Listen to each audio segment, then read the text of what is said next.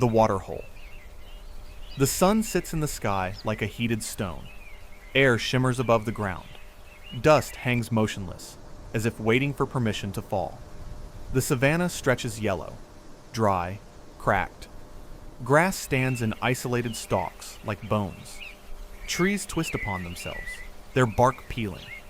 There are almost no shadows. In the lowland where a river once flowed, a waterhole remains.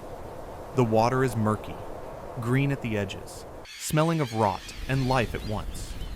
Around it lies a circle of trampled earth, fractured by hooves, paws, feet. This is the only place for many days' walk where anything can drink. Zebras stand at a distance, heads raised, ears alert. They wait. Antelope keep to a separate group, eyes wide, legs ready to bolt. Birds perch on the branches of dead shrubs and watch. Nothing moves quickly. Everything happens in its own rhythm of heat and exhaustion. A massive shape emerges from the tall grass. The boar is enormous, much larger than any modern pig. Its shoulders are thick with muscle, its snout long and brutal, tusks curved and yellowed. The bristles along its spine stand coarse and dust-caked. It moves slowly, cautiously, but thirst is stronger than fear. The zebras retreat. The antelope tense, but don't flee. The boar is too focused on water to hunt.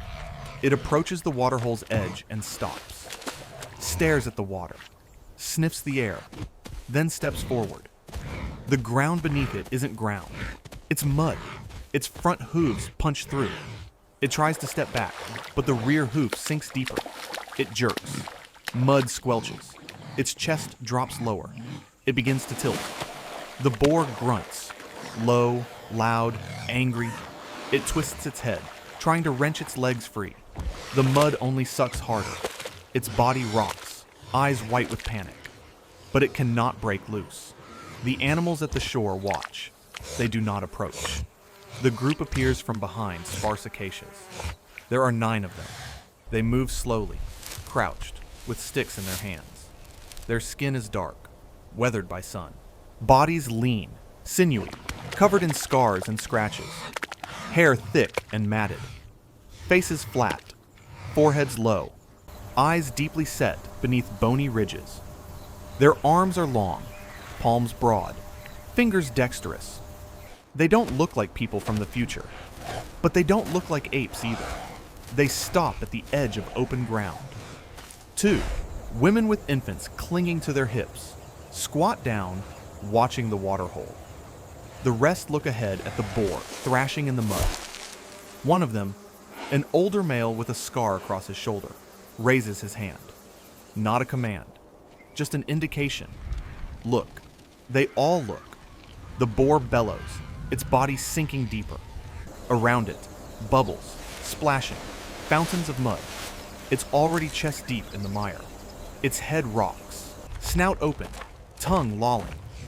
A woman near the edge of the group leans toward another woman, touches her arm, points at the boar, then at her own belly, then at the children. The other nods. They don't make decisions with words. They look at each other. Their eyes move between faces. Someone picks up a stone. Another spins a stick in his hands. Someone taps knuckles against palm. A slow, rhythmic sound. The one with the scar moves forward slowly. The others follow. They don't move in a straight line, but in a wide arc. They circle the waterhole from the side, staying away from the open water where crocodiles might wait. Their heads constantly turn. Left, right, back. The zebras retreat. The antelope bolt in a short gallop, then stop and look back. The group approaches closer to the boar. Now, 5 paces separate them. The boar sees them. It thrashes harder, eyes rolling, mouth open. It makes a sharp, crackling sound, a threat, but it's stuck. It cannot charge. One of the younger males picks up a stone the size of a palm, winds up, throws. The stone strikes the boar's flank. It squeals, head snapping forward. It tries to turn, but the mud holds. Another stone flies, then another. The older male raises his hand, sharp, palm forward. The throwing stops. He looks at two other males. One lifts a long stick with a forked end. The other takes a vine, thick, green, still pliable. They both approach the edge of the mud. One pushes the stick under the boar's body. Leverage. The other loops the vine around its neck, tries to tighten it. The boar sprays mud, jerks, its head nearly ripping the vine free. A woman from the edge of the group wades into the water. She doesn't hesitate. Goes in knee-deep, then thigh-deep. Takes the vine from the man's hands, wraps it around the boar's front leg, twice, 3 times, then backs away, pulling. The others help. 4 pull on the vine. 2 push with sticks. The boar screams. Its body rocks. Mud sloshes. Slowly, very slowly, it moves toward the edge. A lion emerges from the brush. It's massive, not like modern lions. Taller, heavier, with enormous paws and a flat face. Its mane is dark, dusty, the fur covered with old scars. Eyes narrow, yellow, cold. It stands 20 paces away, watching. The group freezes, their hands still on the vine, but bodies turned toward the lion. No one moves. The lion takes a step forward, then stops. Its head is low, tail motionless. It's calculating. The older male slowly releases the vine, turns to face the lion. Doesn't look it in the eye, looks at the chest, the paws. He raises his arms wide, makes himself bigger, makes a sound, low, guttural, from deep in the throat. The others do the same. 9 figures rise, expand, arms raised high. They bang sticks on the ground, strike stones against stones. The sound is sharp, metallic, echoing across the waterhole. The children scream, high-pitched, piercing. The lion stops. Its ears flatten. Head tilts sideways. It's not used to this. The group doesn't run. They stand together, shoulder to shoulder, stone ready in every hand. The lion looks at the boar, then at the group, then at the boar again. It's counting, weighing. 1 human, easy prey. 9, different story. Even if it kills one, the others will inflict damage. In this world, a wound means death. The lion takes another step. The group makes a unified guttural sound, all at once. They stamp feet on the ground. The lion stops. Then it turns, slowly, head still facing the group. It moves sideways, along the line of brush, eyes never leaving the humans. The group doesn't move. They stand until the lion disappears into the grass. Even then, they wait. Count the beats of their own hearts. Breathe. Then, they return to the boar. It's almost on shore. 2 more pulls and it'll be out. But its strength is nearly gone.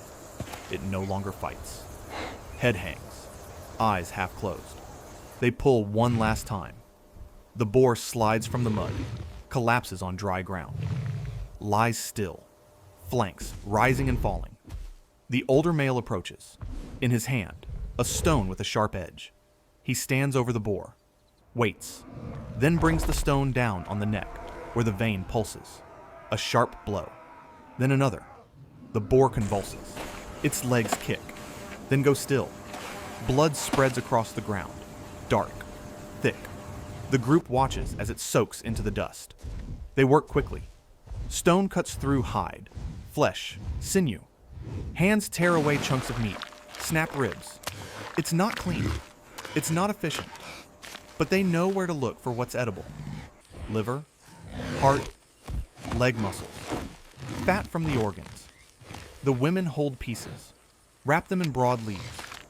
Children sit nearby, faces smeared with blood, hands reaching for meat. They're given small pieces. They chew slowly, jaws working hard. One of the males walks to the waterhole, cups water in his palms, drinks. The others take turns doing the same. They don't leave the carcass unguarded. The sun drops lower. Shadows lengthen. The air cools slightly, but the heat still presses. Birds begin appearing on nearby branches. Hyenas call somewhere distant. They smell it. They'll come. The group takes what it can carry: meat, hide, bones with marrow.